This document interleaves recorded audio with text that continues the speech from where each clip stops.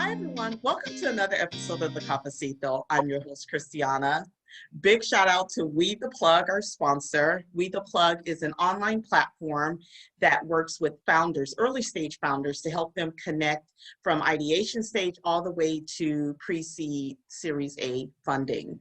We're so excited to have the opportunity to bring these opportunities to you all. If you're interested in learning more about us, you can find us at WeThePlug, T-H-A, not T-H-E.com. Well, you guys know the Cafecito is all about drinking. So, Betty, hello. Welcome. Glad to have you. So, you all, I'm so excited to have yet another guest. You all know how it goes. The Cafecito is about everyday people doing extraordinary things, and this guest is no different than anyone else. Betty, why don't we have you go ahead and introduce yourself? Okay, thank you very much, Christiana, for inviting me. I'm really psyched to be on Cafecito, and I look, yes, and I have my coffee. Actually, it's tea, but Me too. I have a chai tea with a little bit of coffee in it. It's okay. All right.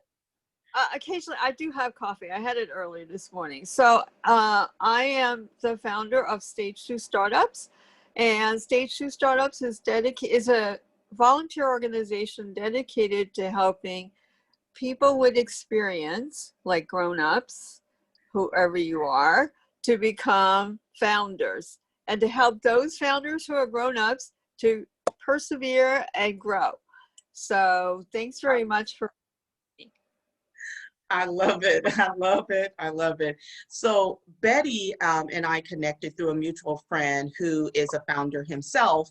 And Betty, you're based in New York, right? So Stage 2 Startups works with a very unique group of founders. For We the Plug, we work with early stage founders, and we're agnostic with the genre of work or focus that your company is in. Tell us a little bit more about Stage 2 Startup. Do you all have a area you focus on? So actually, no. What we do is we specialize in helping people who are a little bit older to a lot older to be found. And so when I say a little bit, they could be as, let's say, as young as someone in their 30s or 40s. And I was told that in Silicon Valley, on your side of the world, that people in their 30s are now on unemployment because they're too old, because they're washed out PhDs. So people who are in their 30s to people who are in their 80s and 90s who want to start their second, third, fourth career.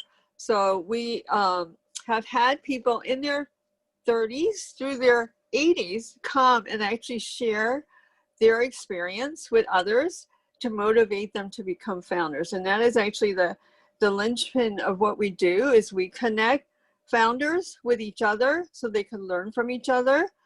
We have workshops and events that do that. And the whole focus is to create a new community of people where it's okay to be older and a founder.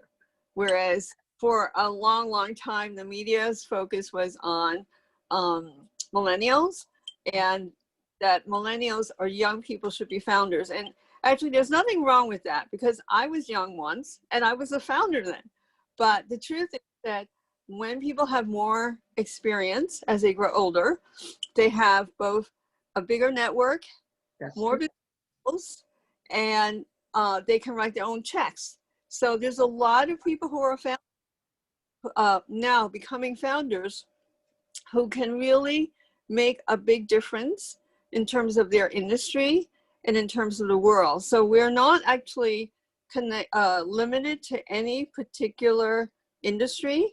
And it's been really interesting, because I didn't think, for instance, that we would have people who are in fintech who would come to us. But we've actually had people who are in fintech come to us because they felt it was uncomfortable for them to figure out how to connect with other founders in fintech because they were older.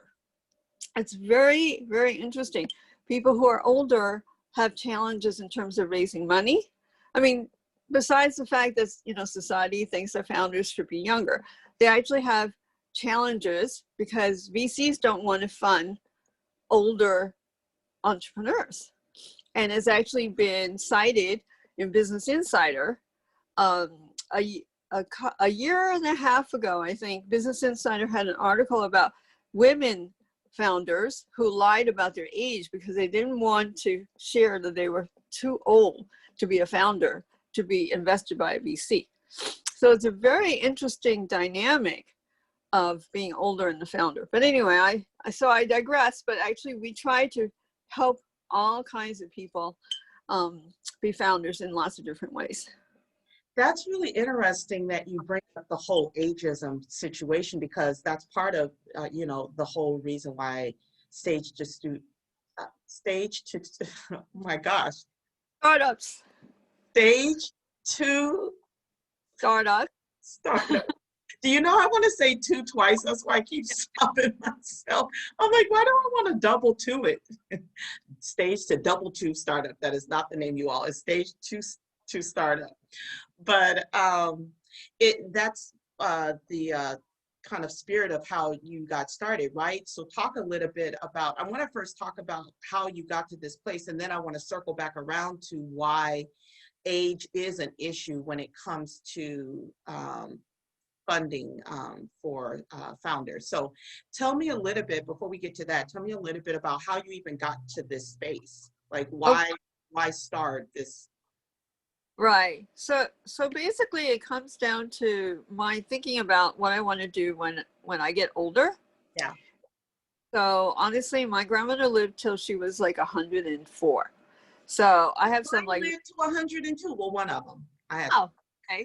So a lot in common. We're both going to be around for a long time. So fabulous too, and also we gonna be fabulous. Absolutely. So I was reading a newspaper, and it was saying, and there was an article about actually what people do when they retire. So first of all, I'm not sure if I'm ever retiring, but I was reading about, you know, what people do, you know, after they get to a certain age in their career. And so the 3 things that I read was they play golf, they figure out what to do with their stock portfolio, which would be enough to drive anybody crazy, or they play with their grandchildren. And so my stock portfolio is pretty crazy, and my golf game is like not very good, but I can shoot straight, and I have no grandchildren. So I was like I was devastated that what a reporter's thought about my future is totally not in sync with what I thought should be my future. Yeah. So it's really challenging to think about what you're going to do. But given the fact that between artificial intelligence and robotics and the COVID now, you know, people are going to find it challenging to figure out how to deal with their future. And a lot of people are being downsized. So, and then there's the ageism thing. So being someone who's over the other side of 40, it's not that easy to get a corporate job if you want a corporate gig. So anyway, I was a founder at the time, which is another story, but I thought it would be really interesting to find out what is happening with older founders, right? Because I found myself in that situation. And I found out by talking to different people in the academic industry who follow entrepreneurs that there's no organization focused on helping older people to be founders. And then on a dare, I went to Columbia Business School. So I went to Columbia and said, hey, you guys should do something. They said, well, we're too busy. You go do something. So basically the dare, I said, okay, well, I'll go do something. Let me figure out how to get to these people. And so we started doing events, in-person events, about 3 years ago. And lo and behold, like 30 events later, thousands of people, later, we find that we are still one of the few, if not the only organization in the US trying to help older people to become founders. Now, we take nothing away from organizations like, your organization, which is dedicated to helping brown and black founders. But what we found was that there was nobody, it didn't really matter whether you're white, black, Asian, Hispanic, whatever. There was nobody helping people who are like on the other side of 40. Yeah. And, we really should do this. So that's where we are. Wow. To your point of seeing a pain point and addressing it and take the initiative to challenge the status quo, and then you got pushback and was like, well, you go do it. And that's similar to how We the Plug got built. It was kind of like, well, you know what, we're going to just go do it ourselves. But I think there is opportunity for more people to get into this space to help support founders because for me, I truly do believe that everyone that is in this startup space that has experience in corporate and in life has a lot to contribute. And so it surprises me that there are investors who push back when they find that someone is of an older age.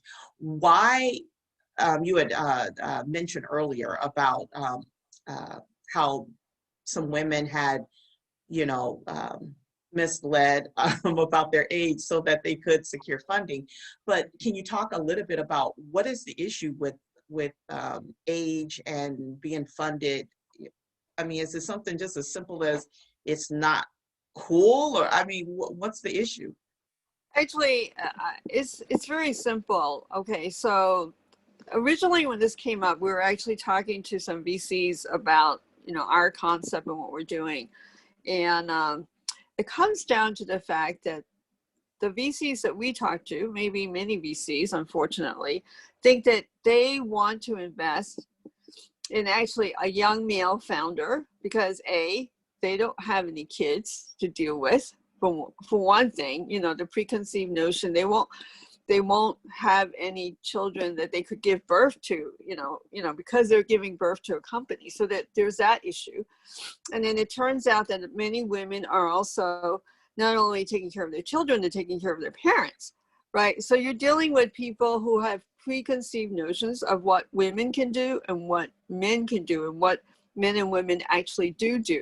So what we find is that VCs want young men who could work 24/7 and just stop to eat and play games and then go back to work, right? And they happen to be in coding and tech, and that even makes it more, quote, fundable. So a lot of it has to do with the expectations of how VCs want to put their money to work.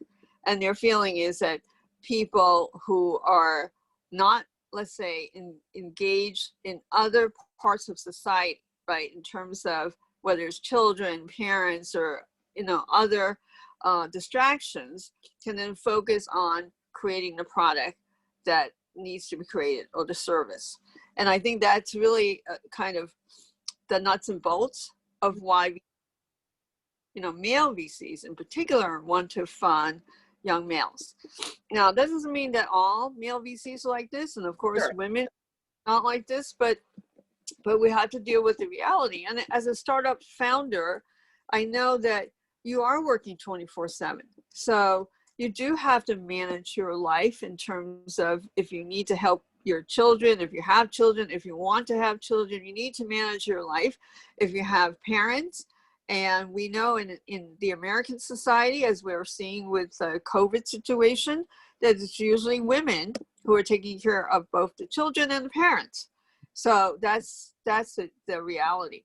And the thing is that age is a factor, because the older you get, the more you're more likely to be worried about the two different constituencies, both your parents as well as your children. Whereas if you're in your 20s, maybe you're not so worried about your children. Yeah, more than likely you're just worried about yourself. Right. I get the kind of methodology behind that. But again, you guys are looking to dismantle that. So what are some of the things that you're doing to break down that stereotype or bust that wide open? Well, one of the things that we've been doing is bringing on founders who have children, parents who are older, and having them share their actual experience.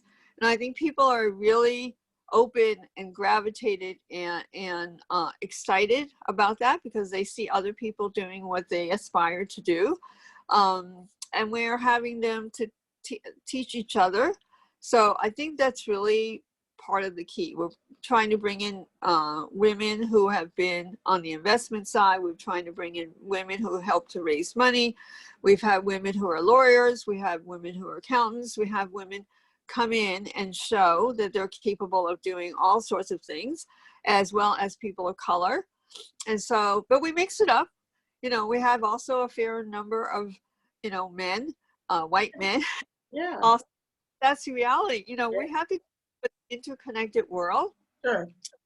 try to work within an interconnected framework, and I think it really helps. So for all of our events, we try to have, you know, both sexes represented, different people of different backgrounds represented, and I think it really makes for a stronger presentation and a stronger grasp of reality. And you know, we give people what they actually should see. And I think that does make a difference. I agree with you. It's something similar to the issue we were having with We the Plug, me and my business partner, Louise.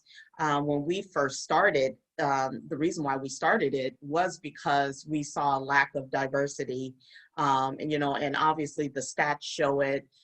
Is well documented, the lack of diversity of Pan-African and Latinx communities in the startup space. And to be able, you know, and oftentimes we would get the pushback of when we would show up to events or reach out to certain entities in the space, we would get pushback saying that, you know, well, we don't know where to find, you know, these people, or, you know, they need a lot of education. It was just all these different reasons for why, to justify why there was a lack of presence there.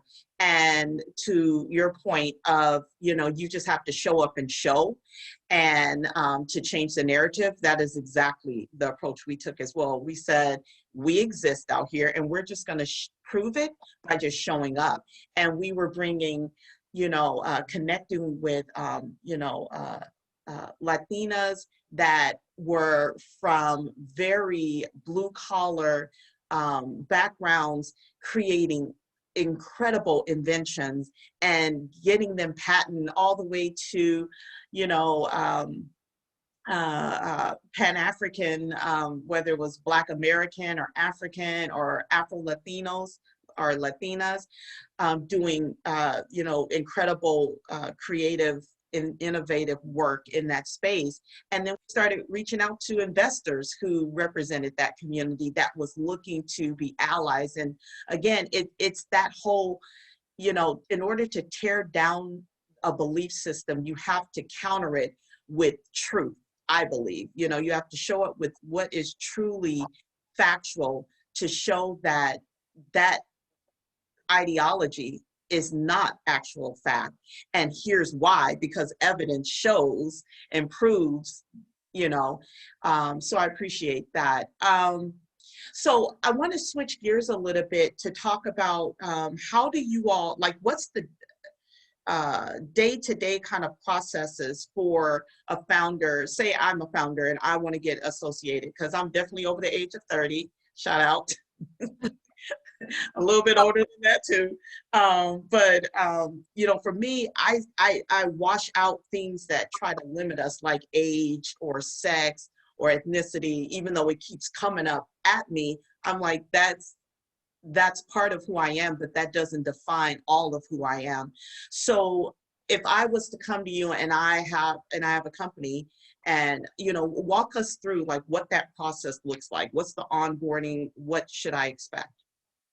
Well, okay. So right now it's really very easy because we're actually in the midst of developing a membership organization, and Ooh. basically We actually have a coffee hour, kind of like Cafecito, but it's Oh, yes. and when they come, they actually just share with us what they're doing and what their problem is, and ask for suggestions on how to solve it. And we go pretty much to work and try to give them references, recommendations, and ideas. So right now, it's really just kind of a data dump, data sharing, which makes it really rich because we're not really out to get anything at the moment. Not that I think in the long run, I think what we want to get, what we want to create is a supportive community where people help each other. And I think that the more we help each other, the more it's about giving back and people give to you.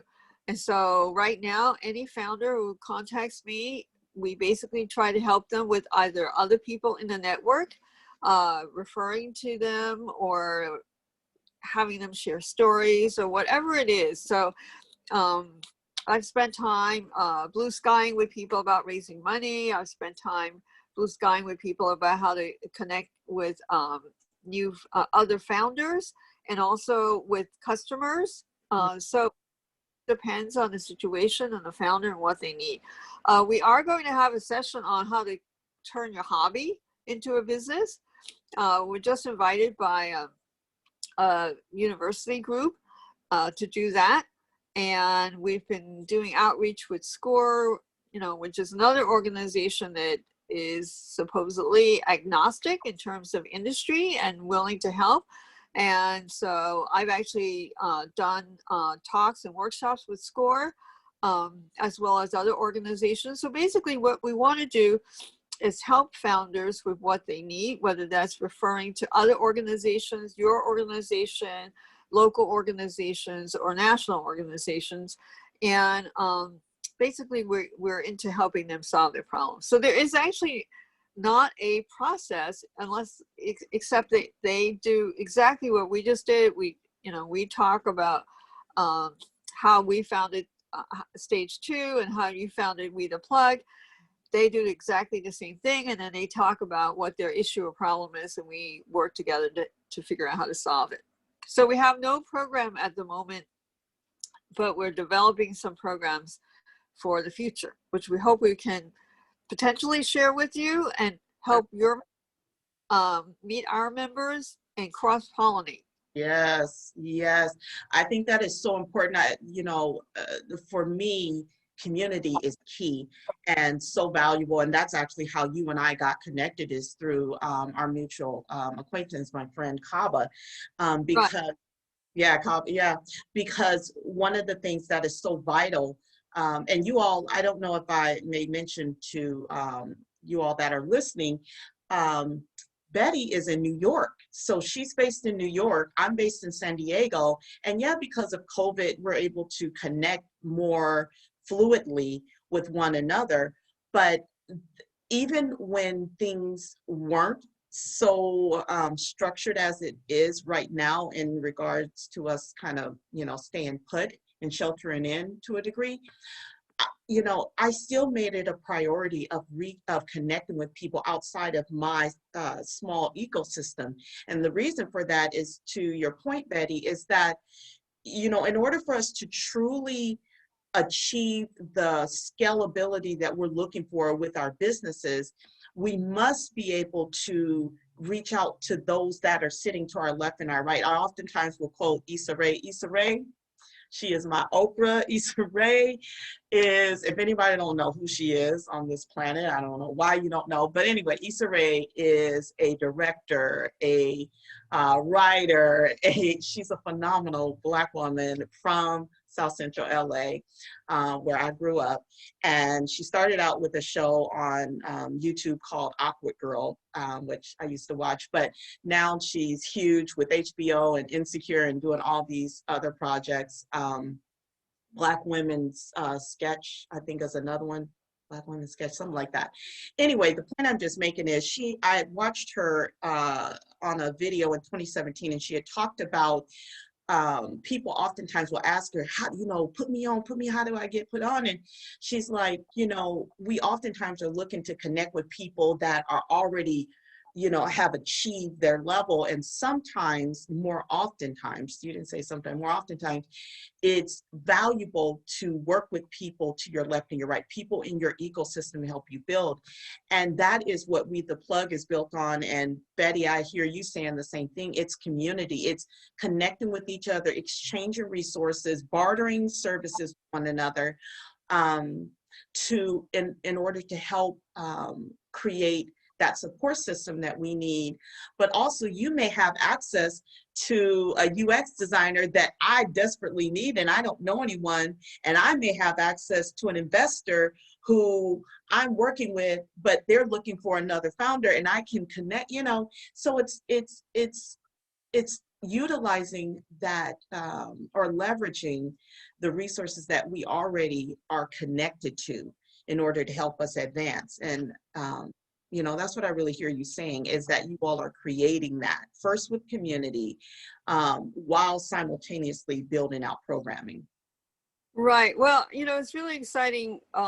We actually, earlier in the year, had someone from London speak at one of our events, and the funding event we're about to do later on this month, we're going to have someone from India who's raising money to come on, and I'm hoping we get somebody from the West Coast, one of your connections. But I think the thing is, the world is getting smaller, and thanks to COVID, we're all moving online. So I was really excited to hear that you're working with people in Africa, and we're excited to see that there are opportunities, from an international perspective that we didn't really consider before, because we were thinking local. Yeah.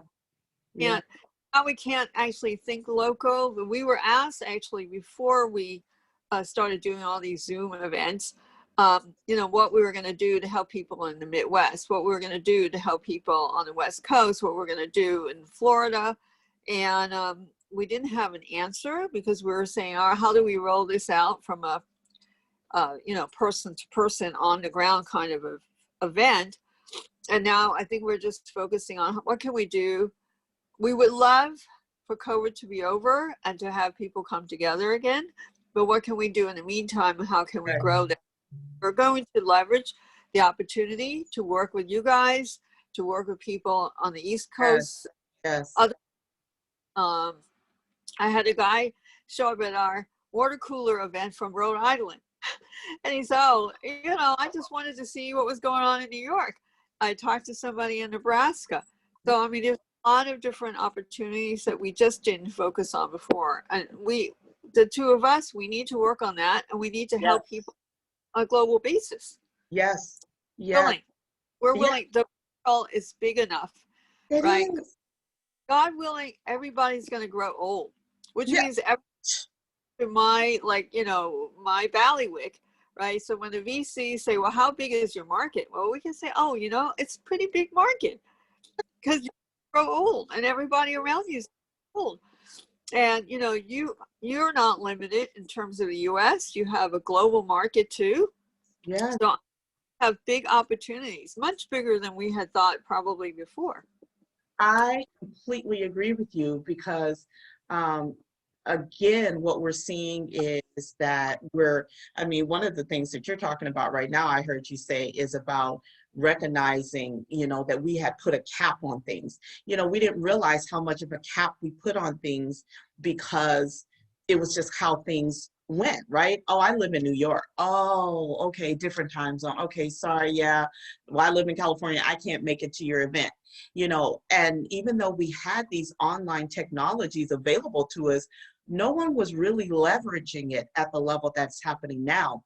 And yeah, We the Plug, we literally had, from the beginning, we always knew that was our approach, was to be global, because what we saw was that there was limitation, no matter where we went, we heard the same thing from Pan-African or Latinx or other underrepresented communities that we work with, whether you're veterans, whether you're women. would all say the same thing. So, we're in New York and they're saying the same thing. And we're in, LA and they're saying, and so we started thinking to ourselves, well, this issue is larger than we thought. And that's what really helped us to expand and think outside. So we have people from Sweden, Germany, other parts of Europe, Africa, South America, Central America, India. And it's all the same thing, the same challenges. And so again, it's like we have to work together. We're not going to change this individually. So for us to do the work we really need to do, and for you to do the work, we must partner together. And I'm excited about the work that We the Plug and Stage to Start It will be doing together. Talk a little bit about any programming that you all are kind of putting together as it relates to webinars in December and then going into 2021 that people should keep a lookout for. Okay, well, so we're going to do this panel about funding or self-funding and funding options like grants. Oh, okay. Yeah. And then in December, we're planning a talk about partners and partnerships. Maybe you guys are interested. We're talking to another organization about their partners.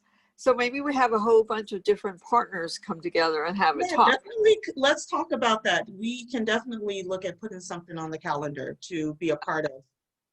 Right, because people are always interested in how to develop a strong partnership, whether that's with an individual to grow your business or with strategic partnerships with other organizations. And so between funding, partnerships, organization, and as I said, we're doing a session on how to turn your hobbies into businesses for those people who are interested in potential side gigs or interested in moving from their side gig to a full-time gig, because we're looking at COVID and what it's about to do even more now with and more organizations shutting down, more restaurants shutting down, more retail shutting. Yes, yeah, a lot of brick and mortar. Oh, I think we lost Betty. Well, as you all can see, this is how it is. Challenges happen like this. But what Betty was talking about is opportunity. Well, we lost her. So she'll be back. She knows how to dial back in. But one of the things that I think is really important for everyone to recognize is that there are resources out there, and you don't have to be limited by your demographics as to where you're based, and you don't even have to be limited to the fact that maybe you're not available, right? Right now we're recording this session, this webinar, and we're going to come back at some point and edit it and then put it out, and you can watch it anytime you want on YouTube.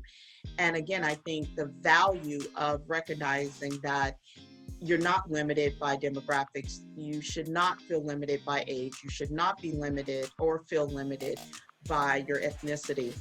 And recognizing that you have every opportunity to build and grow your community. You just have to be plugged in. And that's the spirit of why we built, or the spirit behind why we built We the Plug, because we wanted to reduce barriers to anyone who had an idea that wanted to launch their business. And, oftentimes there's financial challenges, or there may be challenges with your work schedule. And again, we wanted to look to reduce those barriers. So we've created an online platform. Obviously, when we're able to, we'll go back into in-person events, as well as still keeping our virtual. But right now, you all can join the membership page. Get on our membership page, wetheplug.com, click membership, sign up. You can try out the membership for, some are for 3 days, some are for 7 days. I think what's really valuable is being able to see that a community exists, and it's not a community limited again, by proximity of location, you can connect with people all over the world. You can find out about resources all over the world that could truly help scale your company, as well as open and expand your knowledge base, which then impacts not just you, but your household, your community, and then as long as we keep paying it forward, generations to come. So again, I encourage you all check out more on We the Plug. I don't know if we'll get Betty back. She may have had some more technical difficulties than what we imagined. But if she doesn't come back on, you all definitely check her out. Stage to Startup. I had some tongue twisters earlier there. Stage to Startup. You can Google her. If you're on the We the Plug page, you can definitely connect with her, because we'll have her information up there, as we will be partnering with her. But all the information also will be located below in your comment section. So thanks so much for joining us. Have a great rest of your day. Bye-bye.